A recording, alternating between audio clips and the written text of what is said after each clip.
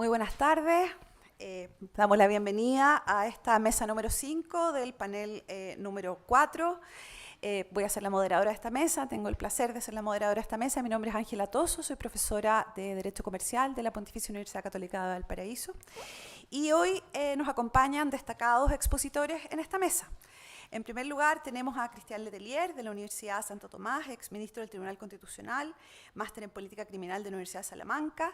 En segundo lugar, tenemos a Rodrigo Reyes, director jurídico de Prelafit Compliance, presidente de la Asociación Chilena de Ética y Compliance, miembro del Comité de Vigilancia, Ética y Compliance del Instituto de Tecnologías Limpias, profesor del Diplomado en Compliance y Gobiernos Corporativos de la Universidad del Desarrollo y magíster en Gestión y Planificación Tributaria de la Universidad de Santiago de Chile. Y tenemos también a Matías Gatica, asociado del área de Derecho Corporativo y Compliance en Chieri, abogado de la Pontificia Universidad Católica de Valparaíso.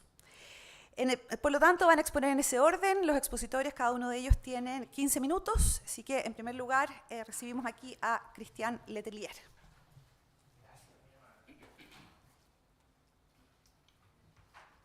No sé si están los PPT listos la presentación. Si no la tengo acá. Ahí está. Ahí está. Ah, ya. Está aquí adelante. Sí, me falta aquí adelante. Y, bueno,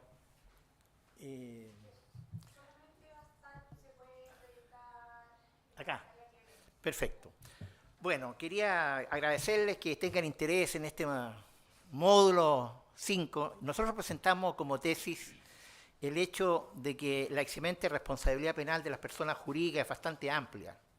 Los jueces en general, cuando vayan a pronunciarse en sus sentencias acerca de esta eximente que establece el artículo 4, creo yo que ellos tienen amplias facultades. Lo primero que les quería señalar es que tenemos que recordar el origen. Yo tengo que hidalgamente declarar que yo soy o era muy partidario de que las personas jurídicas no tuvieran responsabilidad penal, porque creo, como Roxin, de que la voluntad de las personas jurídicas se hacen, como tradicionalmente ha dicho la doctrina clásica, a través de sus personas naturales que la representan. Y por eso el artículo 545 del Código Civil ha quedado modificado tácitamente cuando dice que es una persona ficticia, o sea, que no es, porque se finge lo que no es, nos enseñaron en el primer año de Derecho, y además de eso, que puede contraer obligaciones civiles solamente, y eso no es así, porque también tiene responsabilidad penal hoy día. Quería señalarles, primero, decirles que le traía aquí recordar la sociedad del riesgo del sociólogo alemán Ulrich, en el sentido de que hoy día ha cambiado la vida. La globalización de los riesgos nos ha hecho posible que no conocen fronteras. Y no conocen fronteras porque está el cambio climático, en primer término. Algunos no creen, pero es así. Sobre todo, yo siempre indico, ¿cuál es el origen del cambio climático? Es el celular y los computadores. No es ni la minería, ni la agricultura, ni la tala de bosques. Son los computadores. ¿Por qué? Por eso Trump y todas las grandes potencias que andan buscando minerales raros. Porque con los minerales raros se hace la tecnología que hoy día nos tiene consumido a todos. Ahora, también está todo lo que es la contaminación nuclear y, en general, las pandemias. O sea, estamos sujetos a riesgo. Todos creemos que la pandemia terminó con el COVID-19, no, pues iban a venir unas nuevas. ¿Cuándo imaginábamos nosotros, cuando ustedes eran niños, yo ya era mayor, o maduro al menos, de que íbamos a estar encerrados tanto tiempo y la libertad personal la íbamos a apreciar tanto como apreciamos la vida? Bueno, entonces, ¿qué es lo que ha ocurrido? Ha ocurrido otra cosa que ya los sociólogos hacen notar: el ego. El ego nos está matando también. Todos queremos triunfar en la vida, la competencia, en la escolaridad y después en la universidad es bastante ácida. Y tanto es así que ocurre en el sentido de que la violencia que hoy día vivimos en los colegios, y que ojalá que no llegue a las universidades o a la educación superior en general, también es parte de ese ego. Lo otro que quería recordarles es que el compliance, y especialmente el criminal compliance, empezó precisamente por una intervención del Estado en el sentido de enfrentar estos riesgos. Es decir, mire, los privados son quienes precisamente son los más corruptos y por lo tanto yo, Estado, voy a intervenir. ¿Y por qué? Porque el bien común lo exige. Pero las empresas se dieron cuenta en esta competencia que también ellos tenían que mantener una cosa que es muy importante en la vida de todos nosotros, tanto en la vida de las personas naturales como las personas jurídicas, la reputación. O sea, el buen nombre. Y pucha que cuesta ganar el buen nombre y muy poco perderlo. Hay varios que hoy día ya lo perdieron, definitivamente, ojalá que no sea así, es una verdadera muerte civil. Bien, ustedes saben, cuando estudiaron Historia del Derecho, que hubo en el Código Civil muerte civil, que ella fue derogada, pero que hoy día, de hecho, está en nuestra sociedad. Bien, yo he tomado un análisis que los invito a hacerlo, de dos considerandos en la sentencia de la primera persona jurídica que fue sancionada por esta ley 20.393, en el caso Orpis, que es el RIT 309-2018, que es una larga sentencia, tiene 3.700 fojas, pero en la 2.600, les doy el dato, ahí está el considerando 26º y 27º, especialmente el 27º. Es muy esclarecedora. Yo creo que esa, aunque es una sentencia, va a ser jurisprudencia, y ustedes, si son abogados de empresa y van a defender que no esta eximente responsabilidad penal, la tengan en consideración. ¿Por qué? Porque ¿qué hicieron las juezas? Dijeron, mire, aquí, de acuerdo a esta ley, el artículo 4, 3 cosas son importantes. Que el delito sea perpetrado por las personas naturales que ocupan cargo de la empresa o presten servicio en el desarrollo de ella, primero. Segundo, que el delito, esto es muy importante, que el delito cometido haya sido en interés de la empresa o haya tenido la empresa beneficio económico o no beneficio económico. En el caso de la pesquera, esta pesquera que pertenece a un grupo económico importante del país, ¿qué es lo que ocurrió? Que el gerente general, en juicio abreviado, reconoció su responsabilidad y hubo, según la jueza, un beneficio para la empresa. ¿Por qué? Porque la ley de pesca favorecía la empresa y lo tuvieron en consideración. O sea, había un beneficio indirecto del punto de vista económico. Vale decir, si, por ejemplo, esto que ocurrió hace pocos días atrás, un juez de coronel, un juez de garantía, le pidió al Ministerio Público que aplicar medidas cautelares en relación a lo que era tener un interventor. Y el juez dijo, no, pues señor, pero ¿qué daño hay ahí? ¿Qué beneficio económico hay? No tiene beneficio económico el pesquero que chocó a una lancha chiquitita que lamentablemente murieron muchas personas. Lo que ocurre es que para que haya responsabilidad penal de las personas jurídicas es menester que haya un beneficio económico. En este caso no hubo beneficio económico y además había un modelo de prevención del delito. De manera que hay que tener en consideración esa resolución de ese juez de coronel. No sé si fue apelada o no fue apelada dicha resolución, me parece que no, pero los tribunales superiores debieran decir lo mismo, porque no hay beneficio económico. Más bien hay un lamento. Lo tercero es que, esto es muy importante, la dirección y supervisión. Fíjense que los jueces penales en esta sentencia, que es la única que se conoce, no toman en cuenta el modelo, sino dicen, bueno, no había modelo, pero lo importante es que haya una buena dirección atenta a que no haya un daño, que no haya un delito y la supervisión en la empresa. Eso es súper importante. El principio de culpabilidad. Voy a sostener aquí, temerariamente, que hay dos disposiciones a mi juicio, y esto es una negativa profesional que tengo de verlo todo de la lupa constitucional, que el artículo 3º y 5º de esta ley 20.393 son absolutamente inconstitucionales. ¿Y por qué? Por el principio de culpabilidad. Resulta que las mismas juezas, y en general los jueces están viendo, las academias judiciales, de que el delito que comete una empresa, el delito económico, solamente requiere el elemento de tipicidad y el elemento de antijuridicidad. No requiere el principio de culpabilidad. ¿Por qué? Porque el artículo 3º señala expresamente, dice que siempre que la perpetración del hecho se vea favorecida o facilitada por la falta de implementación efectiva de un modelo adecuado. Vale decir, basta que no haya modelo para que exista una responsabilidad. Señores, ¿qué dice el artículo 19, número 3 constitucional? Que la medida de la pena es conforme a la medida de la culpabilidad. O sea, el conocimiento de lo injusto. Yo no quiero, atendido el tiempo y a donde están mis colegas que tienen que exponer, señalar aquello, pero el principio de culpabilidad está muy claro. Aquí hay un juicio de reproche y un juicio de reproche donde la empresa no solamente puede oponer este modelo, sino que también puede haber un error de provisión. Fíjese que hay ciertos delitos, el otro día preparando esta exposición, que no entran como delito económico. ¿Qué pasa si una empresa comete el delito de incendio?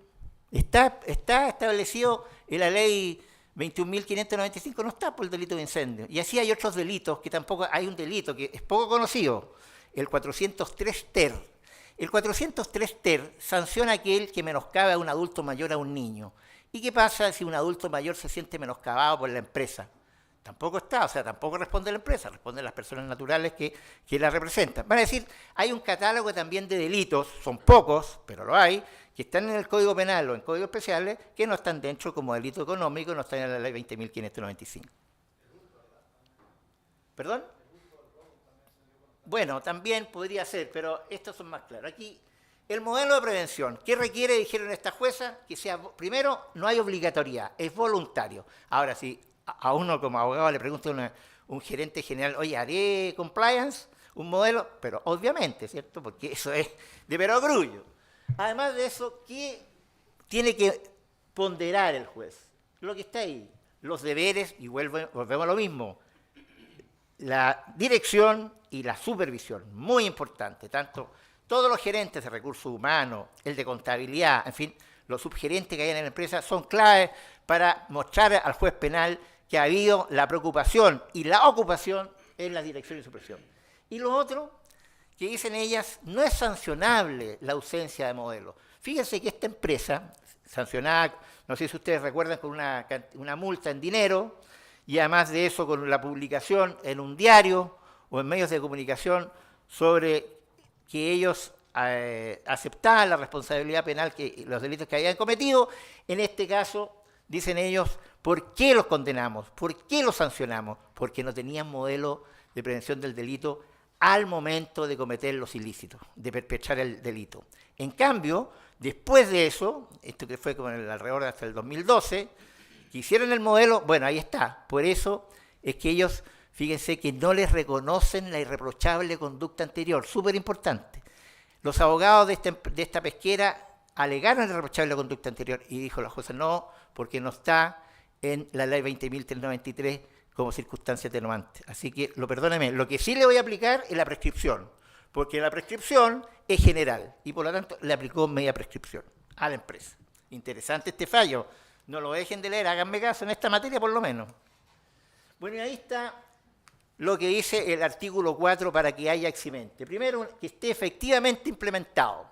O sea, tenemos que mostrarle al juez que hay un modelo, que hubo capacitación y que es muy importante que ha habido después un perfeccionamiento y que hay algo que recién conversaba aquí, hay una oficial de cumplimiento, cargo que hoy día llama la atención en algunas partes, pero que uno se refocila cuando dice, ¿qué hace usted? Yo soy oficial de cumplimiento. Me lleno de orgullo. Bueno, esto es lo que el juez penal es lo que va a analizar.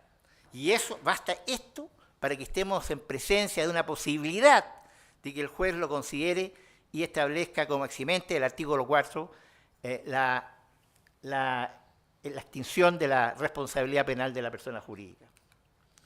Ahí está, se considera seria y razonablemente, dice la disposición. O sea, ¿cuáles son los riesgos de la actividad? En el caso de la pesquera, no estaba previsto seguramente el que colisionara en alta mar con un pesquero chico, con unos pescadores artesanales.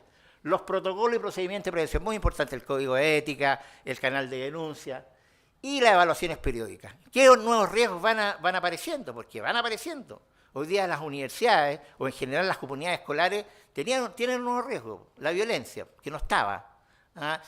Podría haber estado varias otras manifestaciones, pero esto no estaba. Y la existencia, como decía, del oficial de cumplimiento. Bueno, ahí está lo que dicen las juezas en el considerando 27º, al final, en que dice que no se hace por la ausencia de un modelo de prevención, sino se hace porque haya incumplido la dirección y la supervisión. Súper importante. Y enseguida dice que, ¿qué garantiza esto? Que no podrá ser sancionada, esto puede ser jurisprudencia, la persona jurídica, o sea, la empresa, si tiene un modelo de cumplimiento. por lo menos lo dicen esta jueza. Lo que ocurre es que si uno lo lleva al artículo 4, no siempre va a ser así en todas las jurisdicciones penales. Y enseguida señala que sí ha habido al ilícito, dirección y supervisión, se adoptó el modelo. O sea, basta que haya un modelo de cumplimiento normativo para que digamos, sí, nos preocupamos, señor, de la dirección y también de la supervisión. Pero eso debe ocurrir, sin más, con el hecho de que efectivamente esto haya cumplido todas las etapas que hemos señalado, o sea, capacitación, perfeccionamiento, oficial de cumplimiento, todo lo que la ley nos indica en el artículo 4 y que va a ponderar el juez penal. En este caso fue en un juicio oral en relación con las personas naturales que allí eran lo medular del problema. Bueno, ahí está el artículo 4, que no se los quise dejar porque está en la ley, pero esto nació, mi interés por mostrarle a ustedes de que efectivamente al juez siempre hay que acotarle. Fíjense que el artículo 10 del Código Penal es clarito, cuáles son las causales de eximente responsabilidad. Aquí no es así. Yo no sé, por ejemplo, se habría que discutir si efectivamente el error de provisión como eximente de la culpabilidad va a servir en la empresa para salvarla en un eventual juicio penal.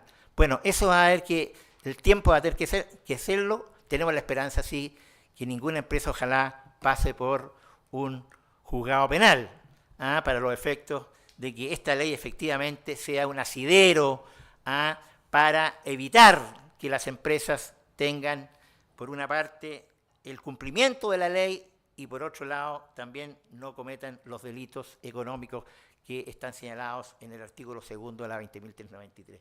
Finalmente, quiero señalarles que esto es lo importante de un gerente.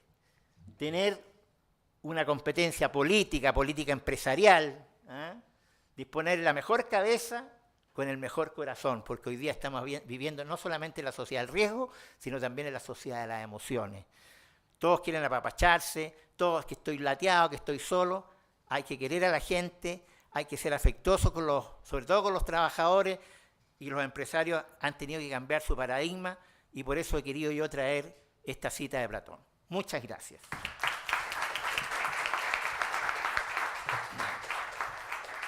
No sé si las preguntas las vamos a hacer al tiro o después. Al final, gracias.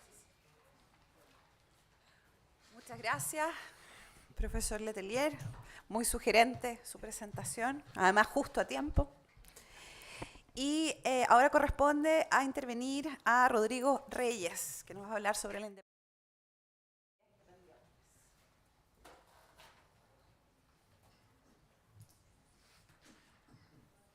No traigo presentación. Muchas gracias, Ángela. Muchas gracias a la universidad. Muchas gracias a los panelistas, a Matías, a Jaime.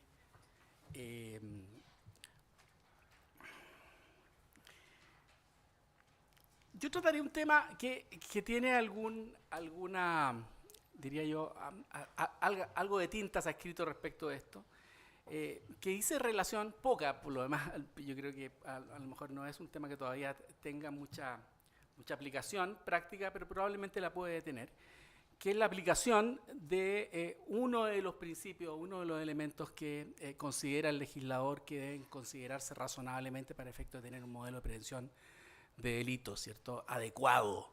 Ese es el apellido que utilizó el legislador, el nuevo legislador de la ley 20.393. La independencia en evaluación periódica por terceros independientes y cómo esto se relaciona curiosamente con una norma ISO, la 37.302, que se dicta a finales del año 2025.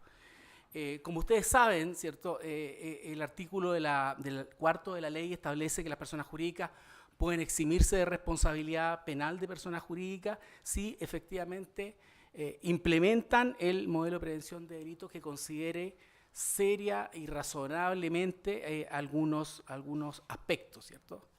Fíjense la voz que utiliza, seria y razonablemente. Seria y razonablemente. El profesor Bascuñán ha dicho que lo que va a decir a continuación el legislador, por supuesto, es aplicable siempre que podamos exigirlo seria y razonablemente de determinadas organizaciones.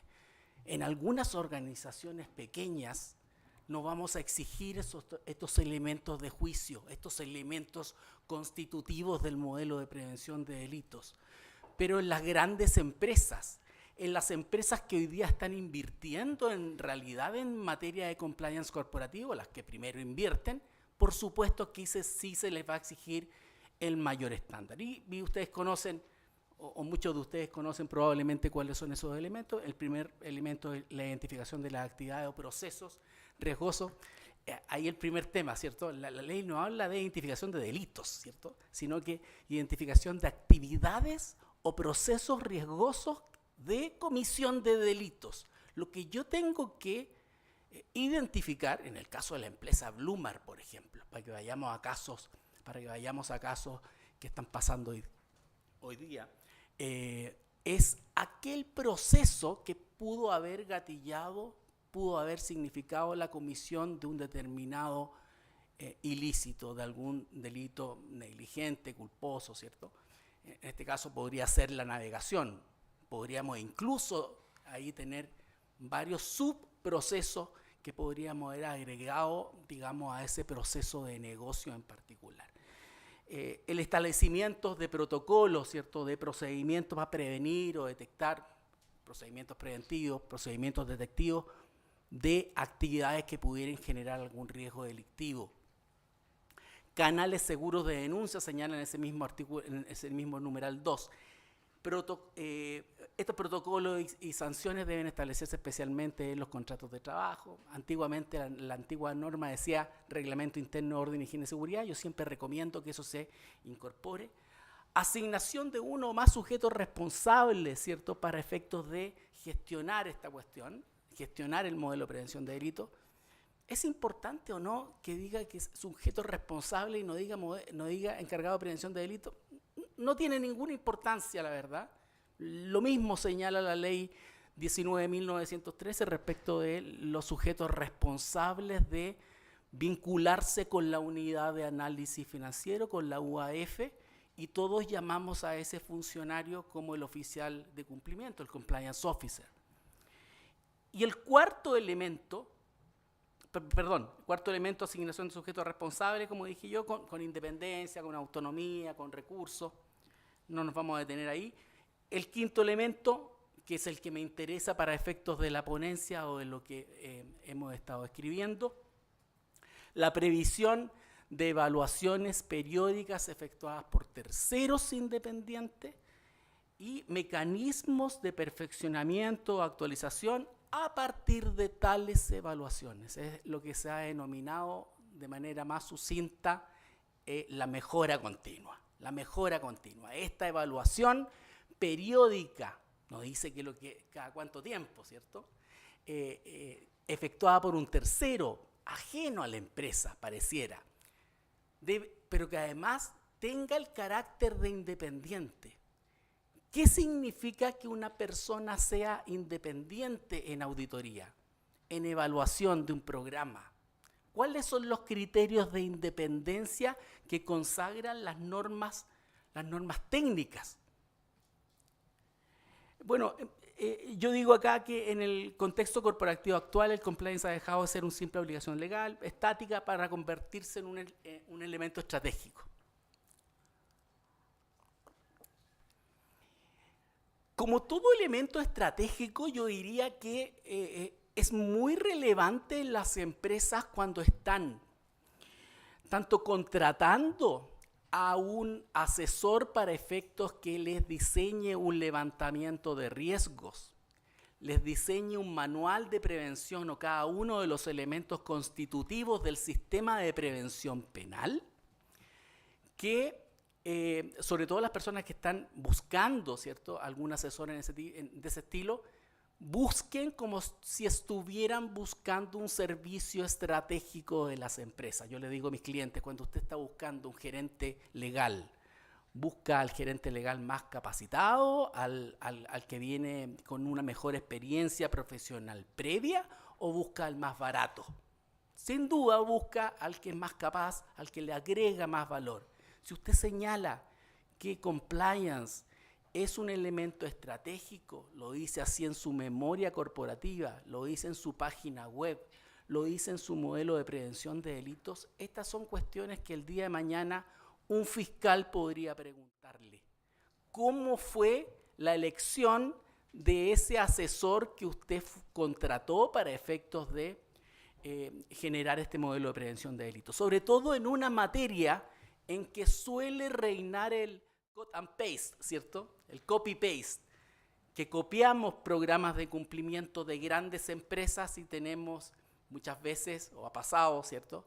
Se tiene al menos la delicadeza de cambiarle el nombre para efectos de hacerlo pasar como un modelo de prevención hecho a medida.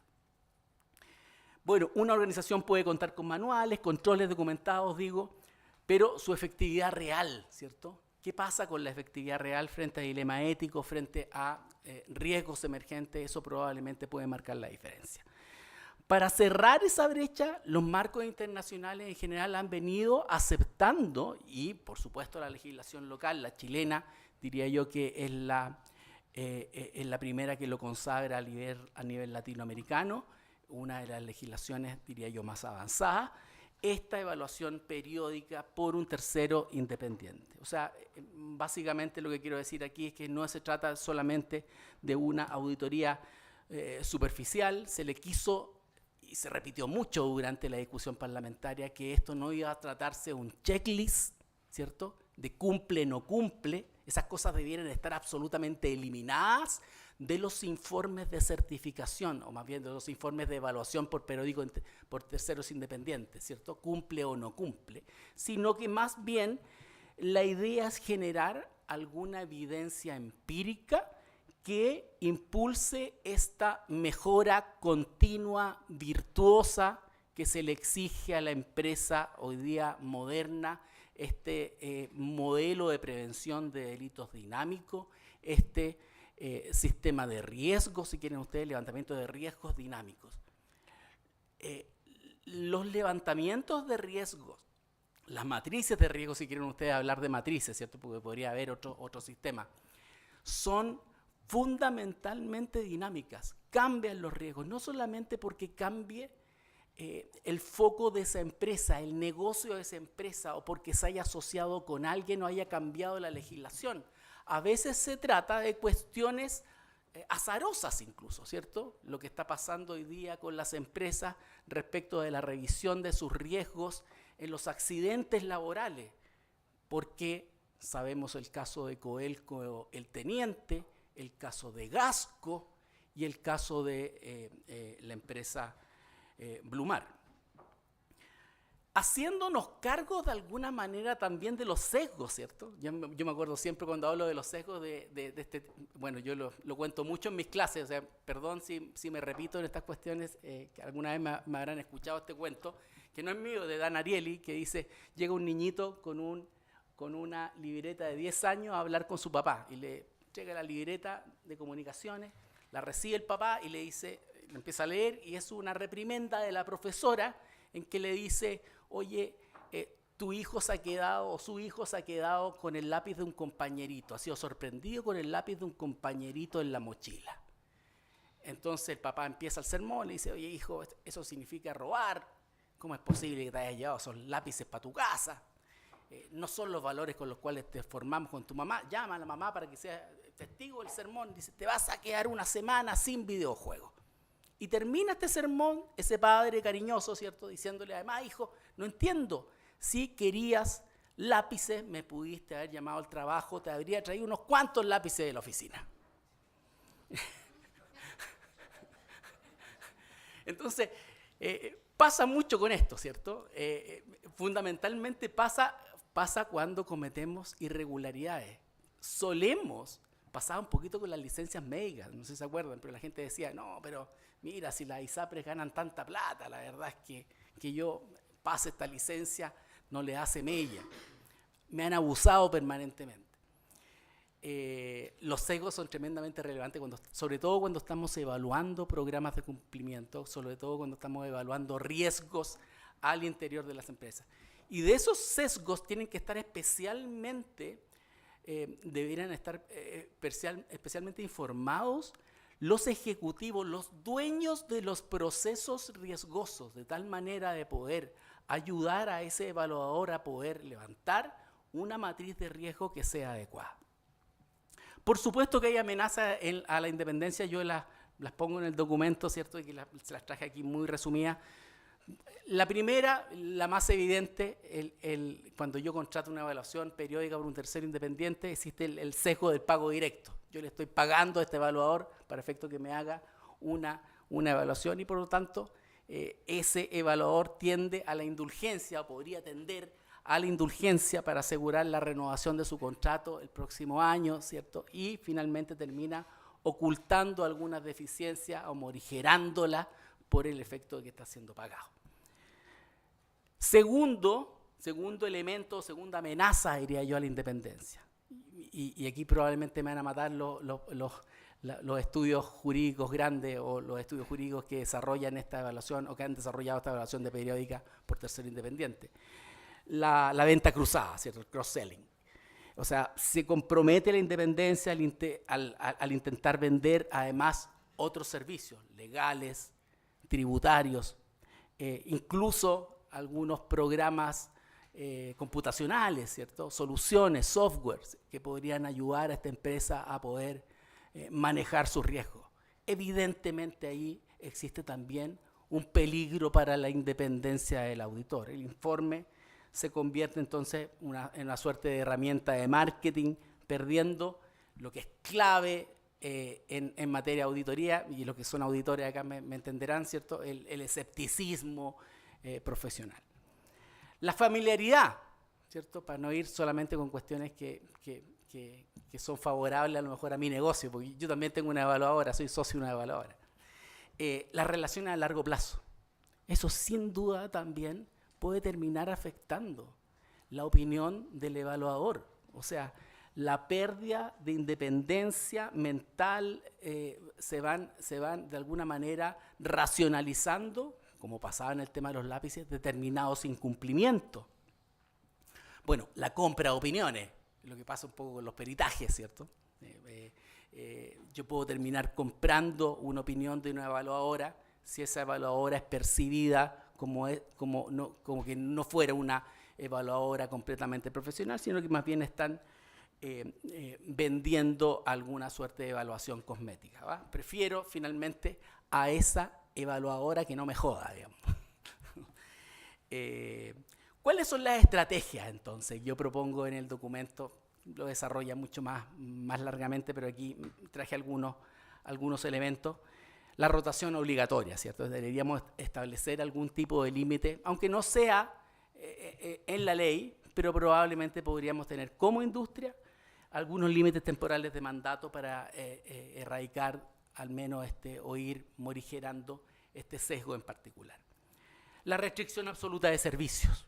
Yo creo en eso, una restricción absoluta de servicios, separación hermética entre quienes diseñan el programa, por supuesto, y quienes lo evalúan, porque eso está clarísimo, pero además respecto de los demás servicios que se le están prestando a esa compañía, sobre todo cuando esos servicios, esos otros servicios, constituyen una parte importante del presupuesto de la firma que está además evaluando este programa de cumplimiento.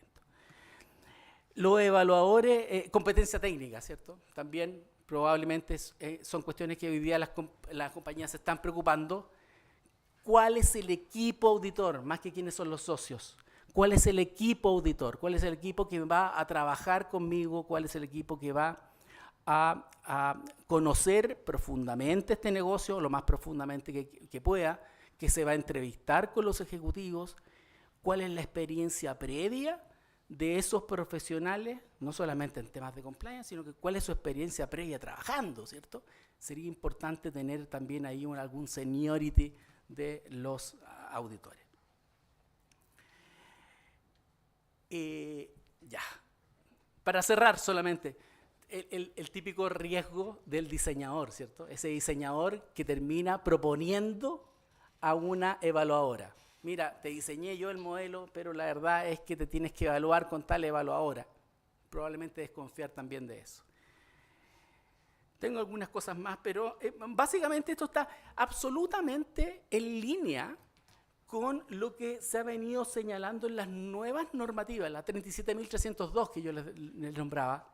Efectivamente habla de estas evaluaciones independientes. Dice, cuando haya una evaluación independiente o una evaluación que usted podrá hacerla interna o la podrá hacer externa, la legislación chilena exige, ¿cierto?, entre comillas, vimos, esta evaluación externa, usted tiene que preocuparse de la independencia y de los conflictos de intereses directos e indirectos. Esa es la voz que utiliza la ISO 37302, que es la ISO relacionada con temas de eficacia en los programas de cumplimiento, para tratar el tema o el estándar de las evaluaciones periódicas por terceros independientes. Muchas gracias.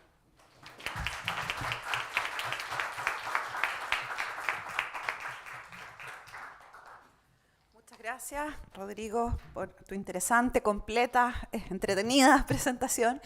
Y a continuación va a exponer Matías Gatica, también por un tema similar.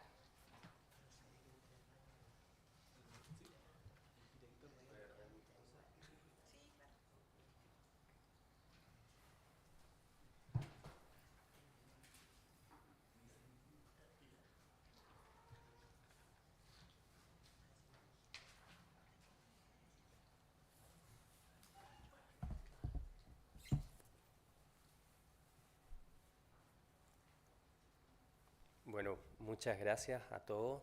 Vienen los expositores, como verán, hay algunas cuestiones que les van a sonar repetitivas con las de Rodrigo, en algunas cosas estamos de acuerdo, en otras quizá y las más importantes no, pero bueno, después podríamos tener un espacio de discusión y voy a leer la ponencia para no excederme en el tiempo. La Ley de Delito Económico sustituyó la certificación externa en los modelos de prevención de delitos por evaluaciones periódicas por terceros independientes. El artículo 4 de la Ley 20.393 establece que un modelo de prevención de delito efectivamente implementado es adecuado cuando considere seria y razonablemente, entre otros aspectos, la previsión de evaluaciones periódicas por terceros independientes y mecanismos de perfeccionamiento o actualización a partir de tales evaluaciones. Esta modificación supone un cambio de paradigma en la forma en que la ley concibe la verificación externa de los modelos de prevención, pasando un mecanismo formal de certificación con valor probatorio dudoso a una exigencia sustantiva de revisión periódica orientada a la mejora continua. Sin embargo, la brevedad del texto legal genera interrogantes sobre su alcance. En esta exposición me propongo plantear y desarrollar alguna de ellas, en particular, ¿qué debe entenderse por independientes? ¿Qué debe revisar el evaluador precisamente? ¿Cuál debiera ser la periodicidad de la evaluación? ¿Y qué ocurre si el modelo está implementado pero aún no se ha realizado la primera evaluación cuando se comete el delito?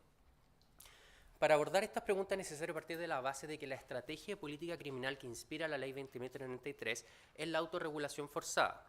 El legislador no impone un esquema rígido ni un catálogo cerrado de medidas, sino que traslada a la empresa la responsabilidad de identificar sus riesgos y estructurar mecanismos adecuados para enfrentarlos. Le otorga un amplio margen de configuración, pero dentro de cierto límite de responsabilidad. Si la organización resulta defectuosa y ello facilita la comisión de delitos, la empresa responde penalmente. Esa es la idea clave para interpretar correctamente el nuevo requisito, a mi parecer. A modo de contextualización, conviene recordar qué exigía la Ley 20.93 antes de la reforma.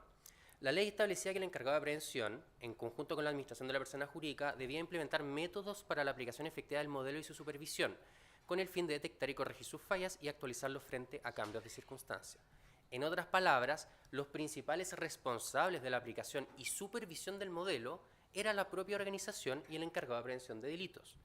En ese contexto, la certificación externa tenía un carácter enteramente opcional. Un modelo no certificado podía igualmente ser adecuado y operar como eximente de responsabilidad.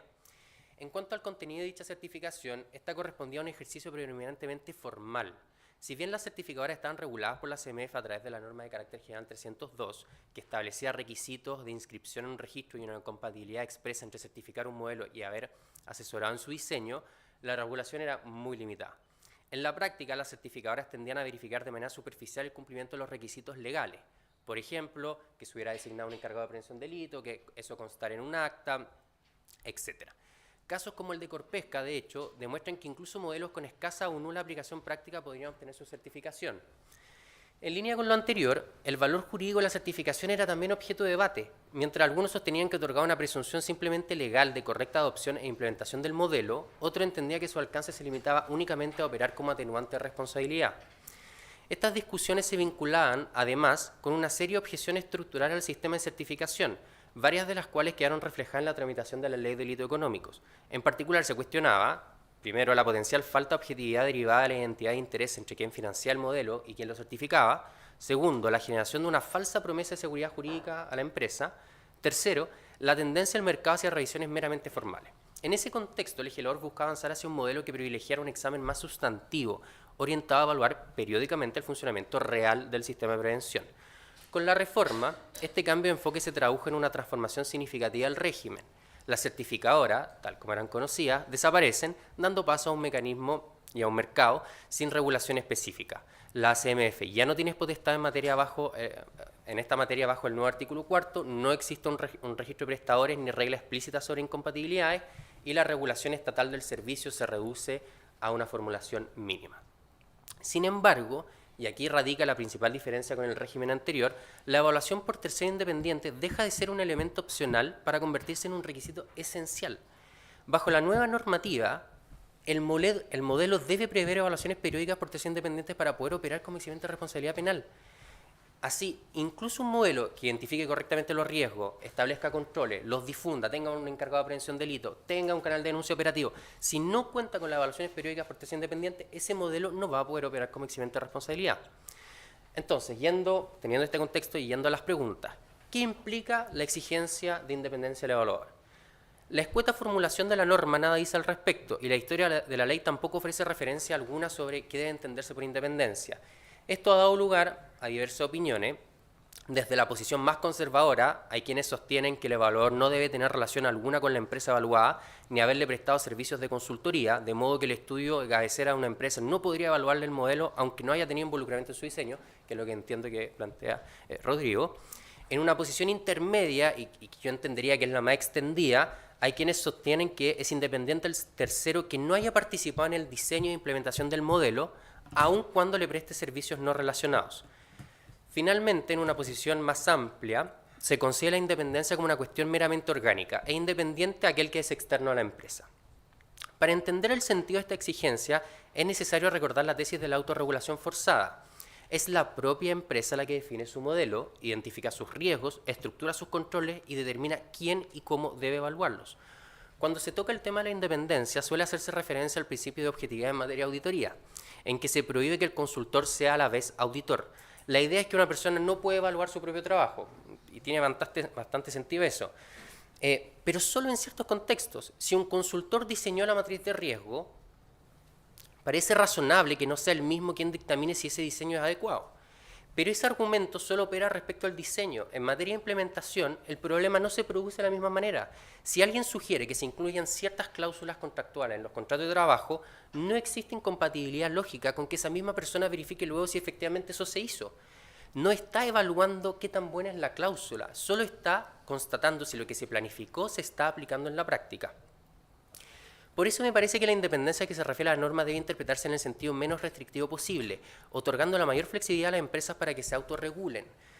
En lo esencial, el requisito mínimo es que la evaluación no sea realizada por la propia empresa, ni por quien, pese a ser formalmente externo, se encuentre en una situación de dependencia estructural respecto de ella, esto es, quien no puede entregar información útil y objetiva sobre el funcionamiento real del modelo por la naturaleza o magnitud de su vínculo con la organización evaluada. Es eso, a mi parecer, y no más. Porque si se quiere algo distinto, un esquema de incompatibilidad es más rígido y estricto, entonces debería haber un ente público a cargo de regular esas evaluaciones con parámetros definidos. Pero esa no es la opción que el legislador tomó. La conclusión entonces es la siguiente. Cuando la evaluación recae sobre el diseño del modelo, tiene pleno sentido que la realice alguien distinto a quien la diseñó, no porque la ley lo exija, sino porque es lo que la empresa debiera querer si busca una segunda opinión genuina. La empresa puede optar por lo contrario, pero entonces no está obteniendo una segunda opinión, está obteniendo una confirmación. Si eso le basta, es su decisión, la ley no se lo prohíbe. Lo que no puede hacerse es extraer de esa lógica una regla general de incompatibilidad que opere como exigencia tácita del sistema, porque eso es precisamente lo que el legislador decidió no establecer. ¿Qué debe evaluar o revisar el evaluador? Pese a la eliminación de la certificadora, si se observa qué ocurre en la práctica, las evaluadores hacen básicamente lo mismo que antes. Emiten un juicio referido a la adecuación del modelo a los requisitos de la ley. En términos simples, es posible distinguir dos grandes aspectos que se evalúan: el diseño y la implementación. En el diseño se revisa si la empresa cuenta con una matriz de riesgos, si existen controles que mitigan esos riesgos, si se ha nombrado uno más sujeto responsable, etc. En la implementación se revisan cuestiones como si los controles son conocidos por los trabajadores, si estos se aplican en los procesos correspondientes y cómo se han gestionado las denuncias recibidas, entre otros aspectos. En el informe de evaluación, al igual que antes, se indica si el modelo cumple o no con los requisitos de la ley. Pero esta lógica de llegar a un juicio de adecuación es justamente lo que se pretendió dejar atrás con la reforma. El único llamado a determinar si un modelo es adecuado para efecto de eximir a una persona jurídica de responsabilidad penal es el juez. Y ese juicio no puede ser delegado en un tercero. El Ministerio Público no está obligado a formalizar ni a abstenerse de hacerlo en función de lo que diga un informe de evaluación. Y el tribunal, obviamente que menos aún. Un dictamen privado de adecuación no tiene valor probatorio especial. Es, en el mejor de los casos, un antecedente más que el juez apreciaría libremente junto con el resto de la prueba. Pretender que la evaluación cumpla esa función es reproducir la promesa incumplida de la certificación. La función de la evaluación está definida por la propia ley, la mejora continua del modelo.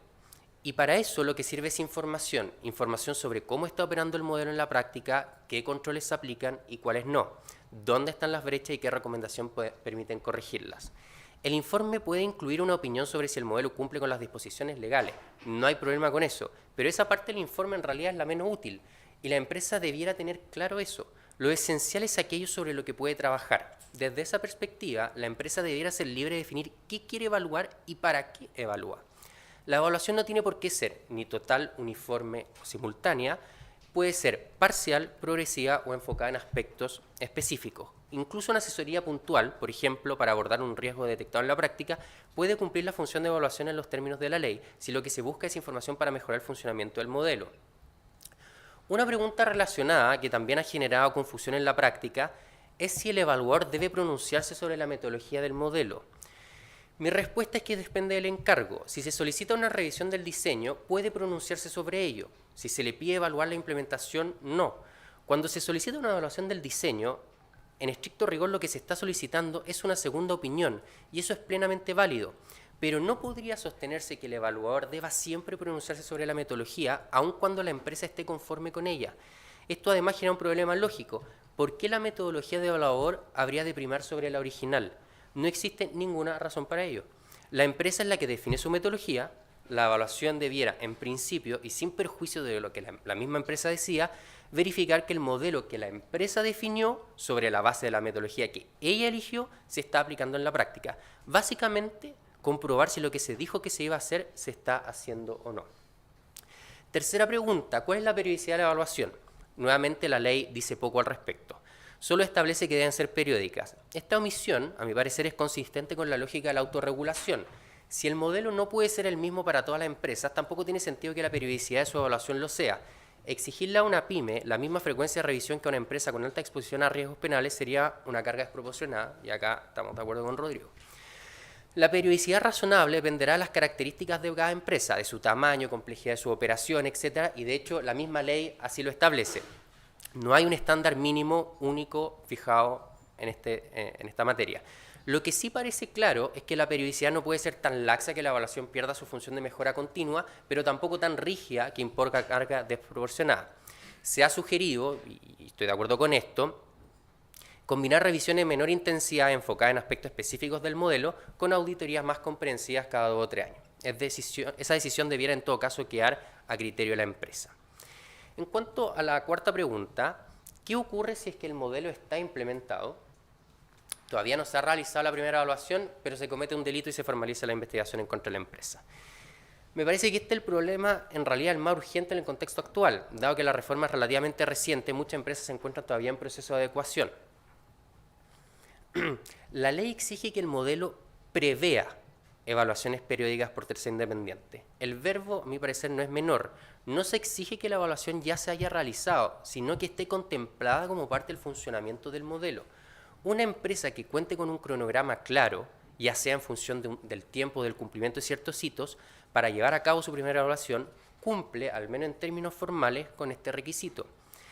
Ahora bien, ello no se satisface con una mera cláusula declarativa como aquellas fórmulas rituales que suelen encontrarse en los manuales de prevención de delito, en las que simplemente se señala que el modelo será sometido a evaluaciones periódicas. Lo que se exige es algo más, una reflexión real y demostrable acerca de cómo, cuándo y con qué propósito se llevará a cabo dicha evaluación. Desde luego, esto no excluye el control judicial. ¿Podría el tribunal estimar que una empresa multinacional que, transcurrido 3 años, no ha realizado ninguna evaluación, incumple este requisito? Por supuesto que sí, pero ese juicio no puede ser abstracto ni automático. Deberá considerar las circunstancias del caso y determinar si, en ese contexto específico, era exigible una mayor periodicidad. En el contexto de un proceso penal concreto, el juez valorará el conjunto de circunstancias.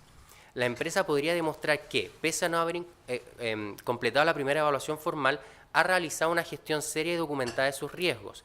El juez determinará si eso era suficiente atender a las características de la empresa. Lo que no puede hacer es concluir que el modelo era inadecuado únicamente porque la primera evaluación externa no se había completado. La ausencia de ese elemento por sí sola no resulta determinante. Como reflexión final, la lógica del nuevo sistema es clara. La empresa define su modelo, define cómo evaluarlo y asume las consecuencias de esa organización. El derecho penal interviene ex post para determinar si esa organización fue adecuada o no. Limitar esa autonomía mediante exigencias rígidas o estandarizadas implica desnaturalizar el modelo de autorregulación forzada y reintroducir un esquema formalista que la reforma buscó dejar atrás. Muchas gracias.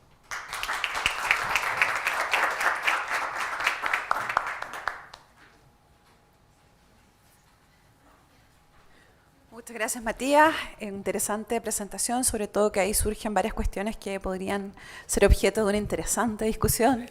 Pero, lamentablemente, acá los dueños de casa nos han dicho que estamos a tiempo, que cumplimos con el tiempo y que debemos dejar la sala, así que la idea es que luego la discusión sea afuera con el café.